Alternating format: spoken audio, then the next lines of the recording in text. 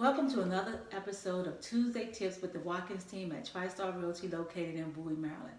My name is Denise Watkins. I'm Reginald Watkins. And we are the Watkins team.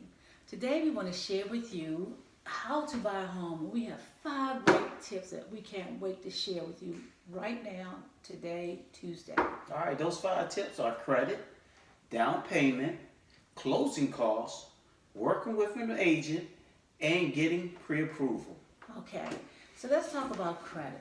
When a creditor or a lender look at your credit, what are they looking for? They're looking for a person who is credit worthy, someone that they will loan money to.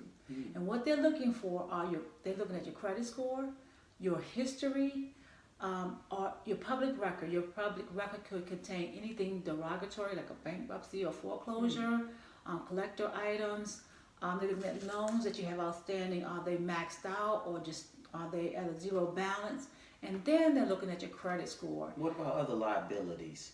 Well, there are some other liabilities that they do take into account, but they're mainly looking at your credit loans that's actually on that report to determine what your debt to income ratio is. Oh, okay. Okay, so, but the main thing on that credit report is anything that stands out that's going to affect you, your chances of getting a loan. And one of the things is the credit score.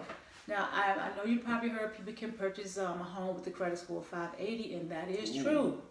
But 580 tends to be someone who the lenders look at as high risk. So when you're working with someone who's high risk, they tend to charge you a higher interest rate. You may be required to put down extra money. There's a lot of other factors go into place when you're looking at a credit score of 580. Now, let's say you're looking at 650 and above, especially the 700s, then they look at you as someone who's not as risky as someone with the 580 credit score. So that person will become a little more credit worthy and a little more attractive, right? Yes. The lenders look at them that way. Absolutely, Gotcha. very attractive. So with that said, let's talk about the down payment. That's a good point to start from, because when you're looking at purchasing a home, you're looking at, what do I have to put down to purchase this home? Well, actually, you can put down anywhere from 0% to 20%. And usually, the more you put down on the property itself, the less of a loan package you have to actually get a loan for. Right. So let's look at a person who's only putting down 0%, which is nothing. This doesn't put them in the best situation to allow that lender or loan officer to say, okay, well, what percentage are we going to give you for this loan, given the fact that you're not putting anything down? So what we talk about is putting a little skin in the game, which means if you give a little, you have a little bit more that comes back to you in that sense. So right. So, and keep in mind with down payment programs, it can be anywhere from 0 to whatever you want to put down.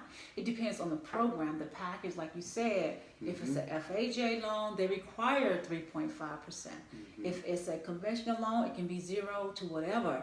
But some conventional loans will say, I want 5%, 10%, 20%. The higher the down payment, like Reginald said, it puts you in a better position with the bank. They will compete for your business when you have good credit and a large down payment. Trust me. Hey, what about us? I'm a veteran, and we had a VA loan. So, and I know you really like that. Well, the VA loan is another instrument that lenders offer. But you have to be a veteran. No, okay. Everybody can't qualify for a VA loan. You have to be a veteran. I think that's one of the best loan programs that's out here because you don't have to put down any money, and your interest rate is very competitive. So I like that program. There is a funding fee associated with that. Oh, that okay. That added to your loan, but still, there's no down payment, and your interest rate is still very competitive. Well, so I do want to tell them thanks for their support. Okay, very good. Closing costs. Now, people tend to get closing costs and down payment. They think that it's the same. It's not. Your down payment is actually the money that you're putting down on the property. To lower the price of the loan itself. Right, exactly. Now, the closing cost is different. The closing cost is cost to acquire the property, which means you're talking about your taxes, your title insurance, hazard insurance, lender fees, real estate fees, and other fees that you have to pay up front. Well, not up front, at closing. but they are Okay. charged up front. You pay them at closing. Oh. Let's talk about the appraisal. I think you would ask me something Yes. earlier about the appraisal. Mm-hmm. The appraisal, the home inspection, turbine inspection. Right, those a lot are of the fees. Right. A lot of times that they are required up front. I mean, when I say up front, at the time of service. So if you're getting ready to do the home inspection, be prepared to pay for it right there. And that's usually within 1 to 10 days after your contract has been approved, signed off and accepted. Okay, well, let me ask you this here. How would I know all the things that I'm expected to pay on during closing costs? Well, how would you know? You work with a real estate agent. Like us? Yes. Oh, okay. Now tell me, if a client came to you Mm-hmm. and they were looking for a real estate agent, what advice would you give them? Well, I would tell them, or the advice that I would give them is basically, well, hey, what kind of person are you expecting to represent you? What kind of home are you trying to get into? I would give them some questions that would break the ice between me and them, and hoping that they would feel that I'm somebody to comfortable to work with. I'll try to find out price range of homes that they're Right. looking for, location, things of that nature. But I would also make sure that this person is a good fit for our team. And if Right. we're not, we would also like to refer them. But Right. it doesn't Right. mean that everybody's going to be the person for you, and you're going to be the person for everybody. Right.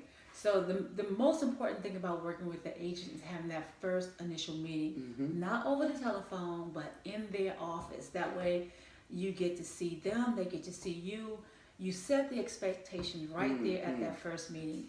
That real estate agent actually will go over how to acquire property. They'll discuss showing your schedule, would it fit with theirs? Are we going to show houses at 12 o'clock or at 6 o'clock?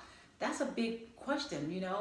You also your real estate agent also will refer you to a lender. Oh, well, that's good to know, because if it almost seems like a one-stop shop, if you ask me. Yeah, a really good real estate agent who's been seasoned. Yes, they have a lot of referrals and connections, even with Peace Mechanical. No.